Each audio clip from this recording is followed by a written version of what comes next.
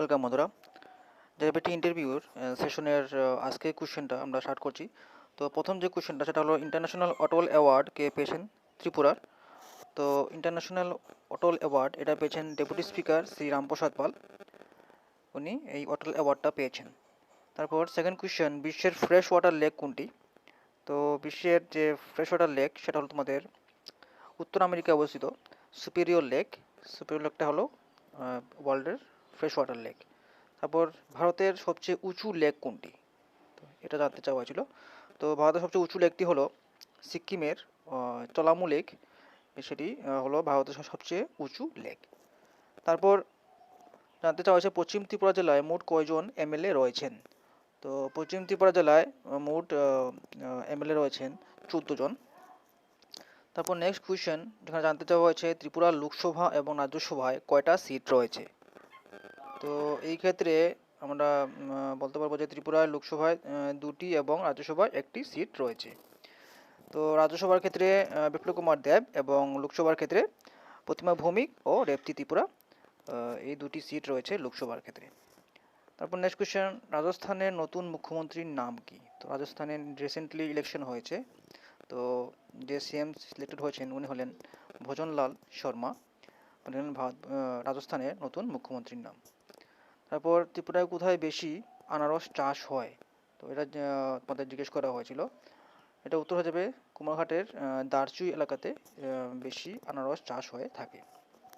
Next কোয়েশ্চেনটা হলো পশ্চিম ত্রিপুরা জেলার কোথায় ফুড পার্ক রয়েছে? তো পশ্চিম ত্রিপুরা জেলায় ফুড পার্কটা রয়েছে নাগিছড়ায়। তোমরা এটা অনেকে জানো হয়তো, নাগিছড়ায় রয়েছে ফুড পার্ক। তারপর এশিয়ান গেমসে ভারতীয় ক্রিকেট দল কোন মেডেলটা পেয়েছে? এটাও জিজ্ঞেস করা হয়েছিল। তো এশিয়ান গেমসে ভারতীয় ক্রিকেট দল গোল্ড মেডেল পেয়েছে এবং মহিলা ক্রিকেট দলও গোল্ড মেডেল পেয়েছিল। ত্রিপুরার প্রথম বায়ো ভিলেজ কোথায়? তো ত্রিপুরার প্রথম বায়ো ভিলেজ তোমাদের রয়েছে দাসপাড়া, সিপাহীজলা ডিস্ট্রিক্টে। ওর নেক্সট কোশ্চেন জিজ্ঞেস করা হয়েছে দুটি নদীর মাঝখানের সমতল জায়গাকে কি বলে? তো তোমরা এটা অনেকেই জানো, এই দুটি নদীর মাঝখানের সমতল জায়গাকে বলা হয় দোয়াব।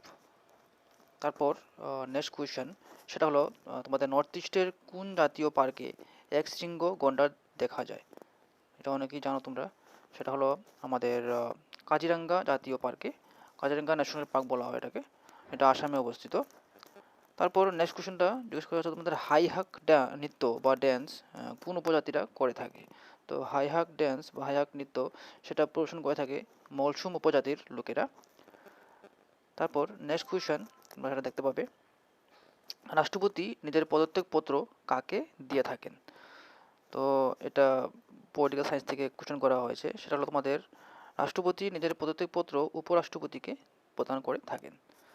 নেক্সট কোয়েশ্চেন, ইকফাই বা ইকফাই কলেজ এর ফুল ফর্ম কি? তো ইকফাই এর ফুল ফর্মটা হলো institute of chartered financial analyst of India, এটা হলো ইকফাই এর ফুল ফর্ম। তারপর নেক্সট কোয়েশ্চেন জানতে চাওয়া হয়েছে ব্যালেন্স শিট কি? তো ব্যালেন্স শিট এটা কমার্সের স্টুডেন্টকে জিজ্ঞেস করা হয়েছিল।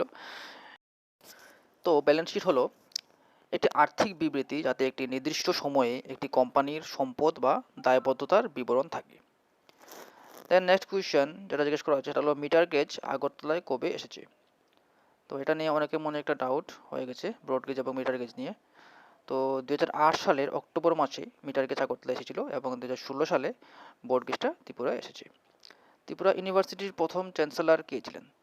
তো ত্রিপুরা ইউনিভার্সিটির প্রথম চ্যান্সেলর ছিলেন সুদীপ বন্দ্যোপাধ্যায়, ছিলেন ত্রিপুরা ইউনিভার্সিটির প্রথম chancellor. Then the next question, Tripura industry ও কমার্স মিনিস্টার এর নাম কি? এটা একটা ইজি কোয়েশ্চেন করা হয়েছিল। তো এটা উত্তর হবে শ্রীমতী শান্তনা চাকমা, উনি হলেন ইন্ডাস্ট্রি এবং কমার্স মিনিস্টার ত্রিপুরার। তারপর ত্রিপুরার বর্তমান রাজ্যপালের নাম কি? তো রিসেন্টলি আমরা সকলে জানি যে রাজ্যপাল চেঞ্জ হয়েছে এবং নতুন যিনি হয়েছেন তিনি হলেন ইন্দ্রসেনা রেড্ডি নাল্লু।